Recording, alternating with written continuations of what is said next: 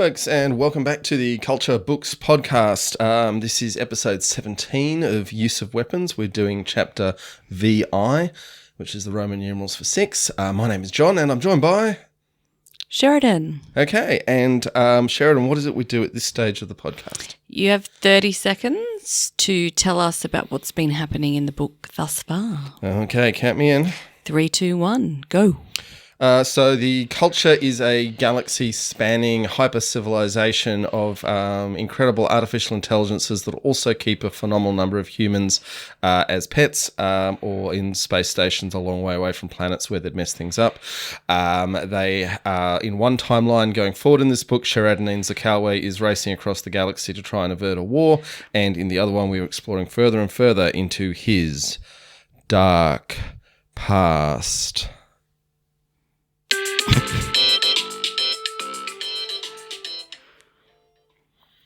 Okay, cool.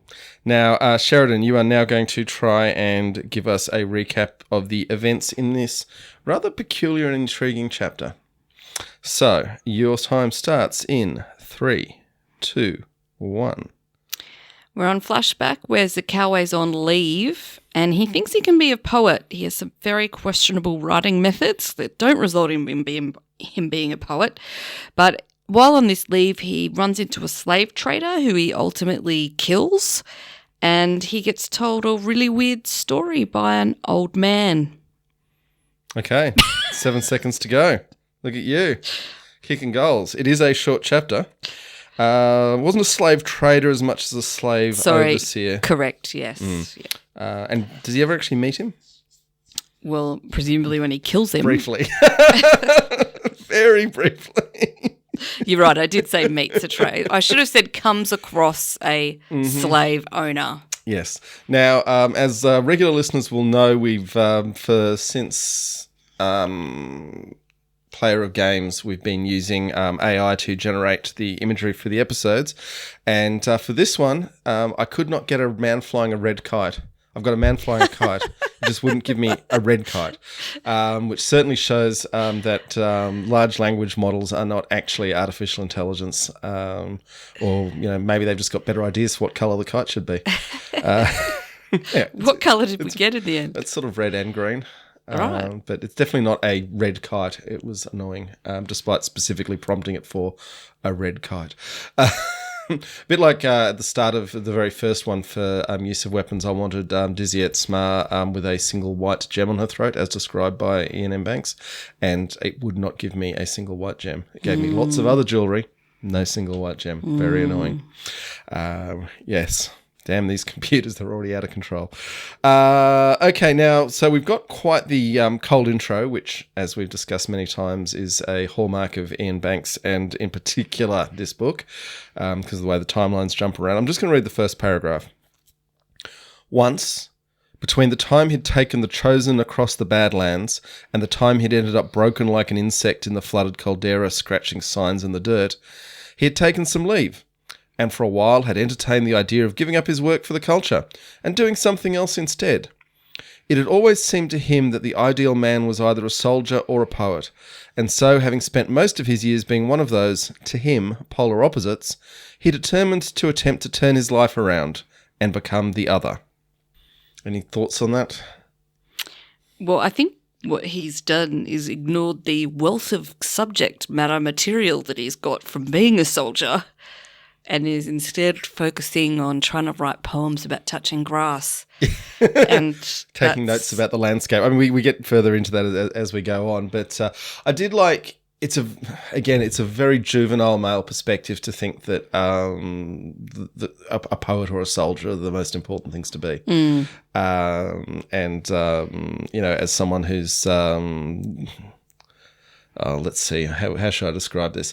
As someone who's definitely been a bit of a poet at times in my past, I certainly don't think it's anything to do with being the ideal man. I know a great many poets very well, and they're not ideal in any way at all, aside from their writing. Most of them are extremely problematic. Yeah, okay. And what did you think of the description of the countryside? I wasn't really expecting a rural idyll in the middle of this blood and guts science fiction fest. Oh, it sounds quite nice unless you're a slave. Well, everything's nice unless you're a slave, isn't it?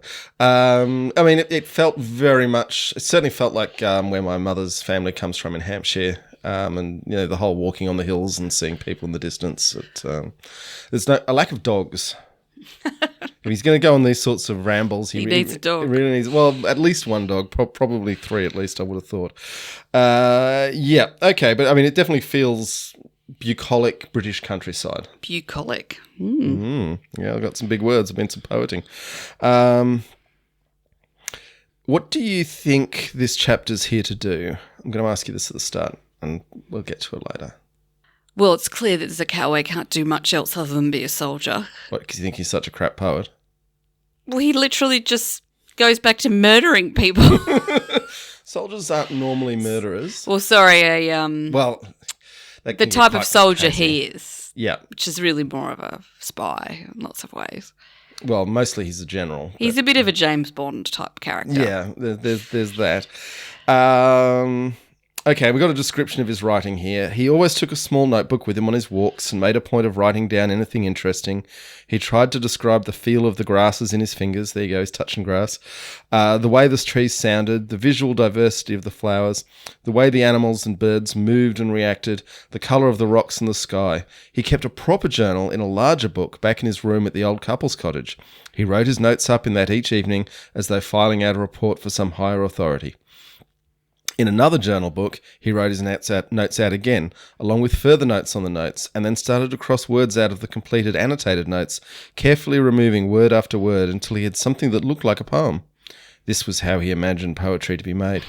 And methodologically, if you're trying to do a Wordsworth style, he wandered lonely as a cloud, you could possibly get something like that out of this.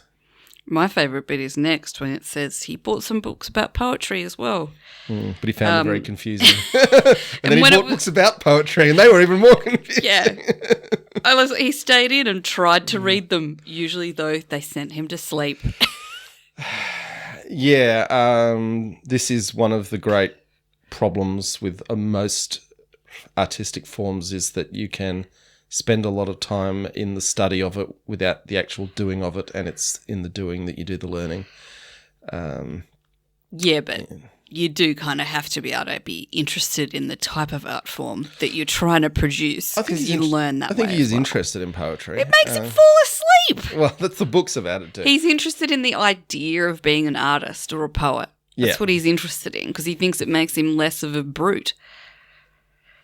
Interesting. Get back to that. Okay, and then the description of going into the town every few days, and I mean, how often would you call every few days? Is that like every third day? 3 to 5 days. Because he's getting on the terps to the point he can't write any poetry the day after. Well, yeah, I mean, look, he's not on an island there of poets, is he?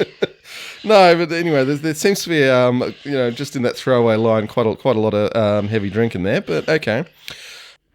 And then just the little throwaway line that makes it all less idyllic. Sometimes he saw slaves working in the field.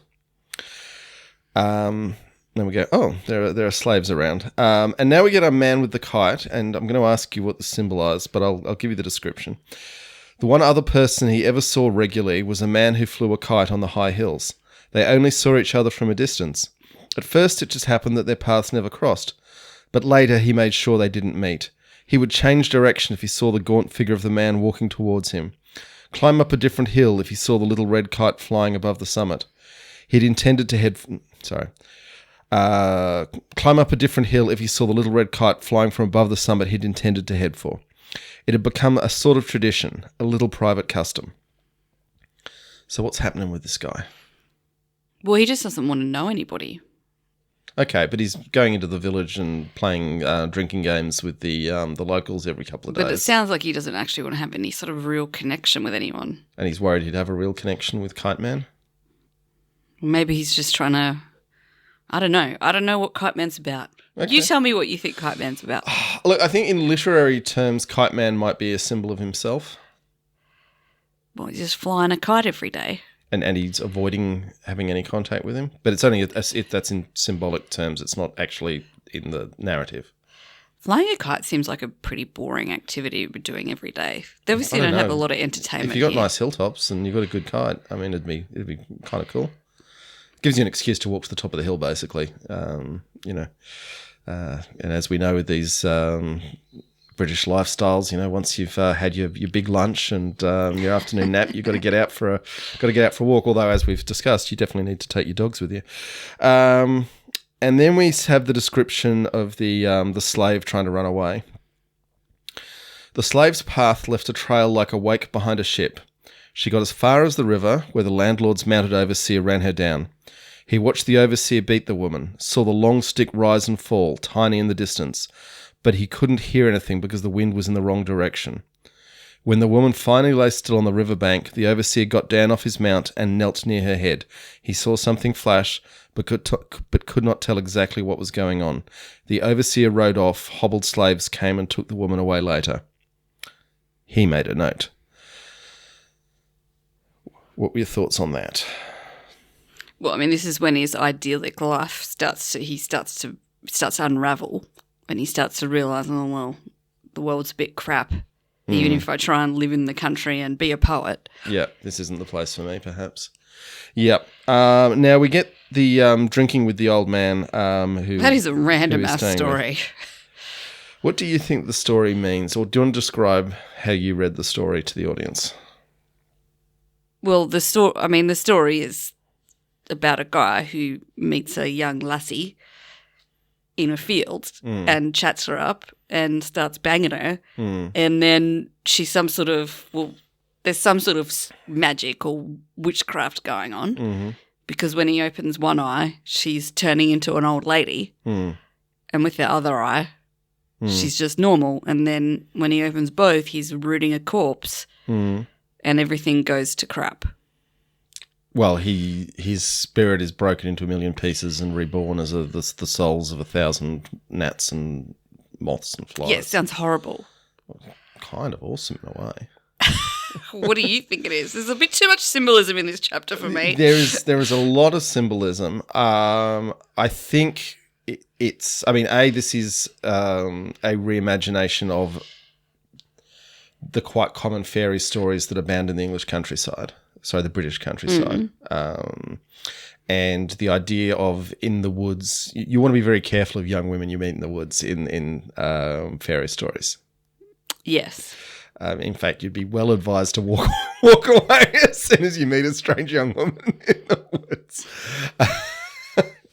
Definitely don't, pull your todger out and get going with a woman you've only just met seconds ago. Chances are she has an agenda you will not like for why she's so amenable.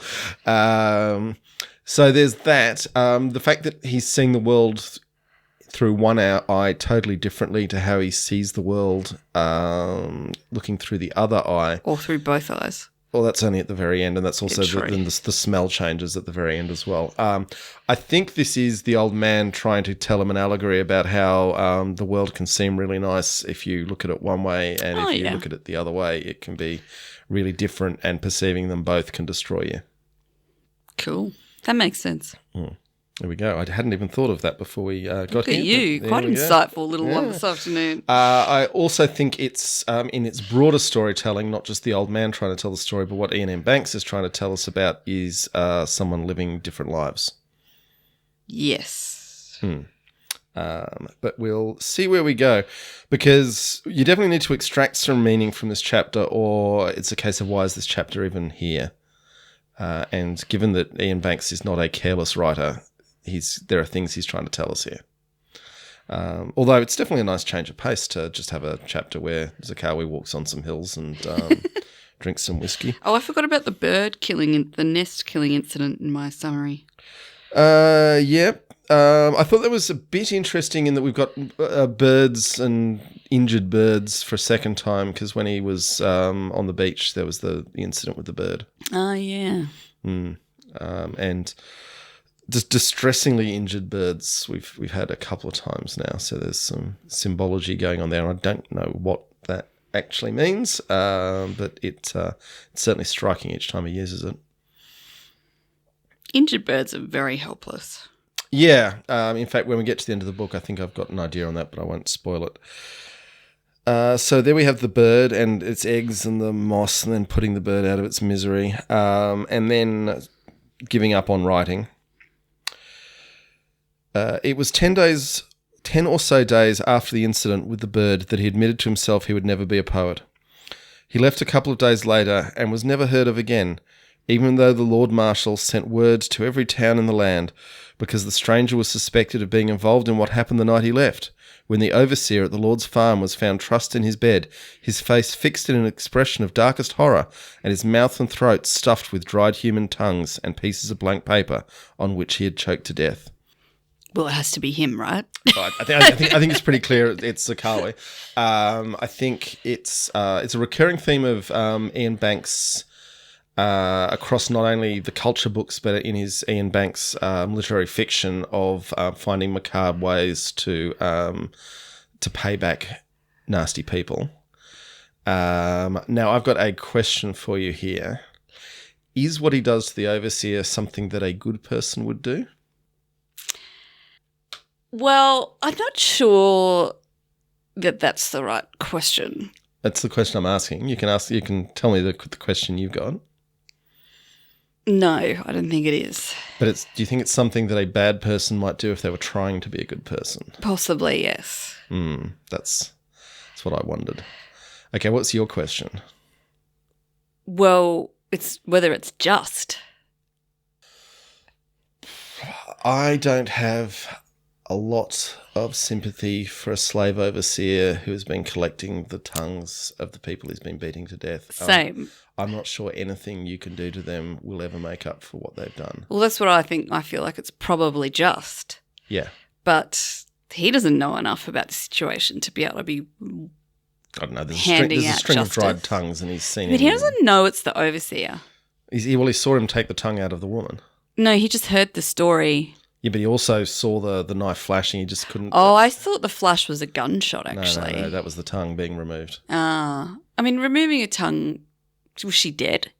I think that's a moot as to whether she was dead or not. Well, I don't know. I think that's important factually, actually. Well, I mean, if he'd killed her, it's worse than just if he'd removed her tongue. But True. They're both pretty bad. Yeah. Yes, it gives you quite a bit to ponder, really. But I just felt like he's sort of gone a bit extreme. I mean, he's gone, I'm not good at the poetry. I'll just go back to killing people. Maybe, I don't know, try blacksmithing or nursing. Retail. Yeah. Bar work.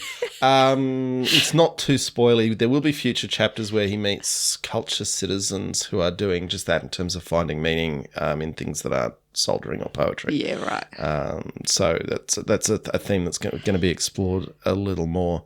But obviously they're not Zakalwe's jam. So, yeah, that's interesting. Did you have a favourite character? It's really just a Zakalwe chapter, isn't it? It really is. Maybe the corpse turning. The fairy? Yeah. Right. She's your favourite? I feel like she's messing with people in a way that's kind of cool. Messing with horny young men? Yeah. And having her way? Yeah. Okay, there you go. It's a feminist perspective. That's what you're here for. Cool. Now, I think that's all we've got to say on this chapter. So, in quite exciting news for us, we've had a couple of emails and a package in the mail from Adele Banks.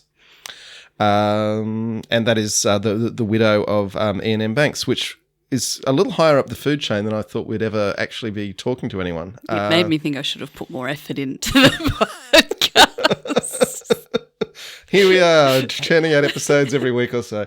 Now, I've got to say, Adele seems absolutely lovely. It was very awesome to get the message, I must say. Yeah. And I would also say, very importantly, because I know a lot of you listeners get narky that Sheridan needs to read faster. We have written confirmation from Ian M. Banks's widow that Sheridan is not to be badgered to read faster. It's not supposed to be homework. She's supposed to enjoy it, so stop being mean. So that's quite the get out of jail free card you've got there. Pretty much. I can take as long as I like. But I look, we obviously have not. I'm not going to read the correspondence, and we have not been privy to any particular information about what the estate's planning. But I would say that given the way she was so delightful, and thankful might be overdoing it, but appreciative of what we're trying to do here, and because some estates would take a less benign view. It really made me think that the fans couldn't ask for the estate to be in better hands. Yeah, definitely. Yeah, it was very cool message. Yeah, and the package we've got was the new drawings of Ian M. Banks, which is a beautiful bound coffee table book, and a couple of pins from the release of Consider Phlebas in 1987. So that was really nice. So thank you, Adele, if you're listening, and fans. I'm sure the right moves are going to be made with whatever happens in the future. Anything else you want to add, Sharon? I also would like to express my thanks, and I'm looking forward to looking at the book a bit closer. There's a lot of technical drawings in there of ships, which I feel like someone nerdier might get more out of, but will, I think, help me understand what these things meant to look like. Yeah, I felt looking at it that it's, if anyone were to be doing TV adaptations or movie adaptations in the future, this book is a hell of a style guide. Oh yeah, absolutely. In terms of make it look like this. Yeah. Something for the true fans. It's on sale on Amazon or on our social media. We've got a link to it. Okay. I think that's everything for this chapter. It's a short chapter, but one loaded with hidden meanings, some of which we think we might have unraveled, some of which we might think we have unraveled later. Okay. And no ship names. No ship names, you're correct. Disturbing lack of ship names. Okay. All right. And on that note, we will say goodbye, and hopefully we will be back in your ears, folks, as soon as Sheridan reads the next chapter. At my leisure. At her leisure. Thanks, folks.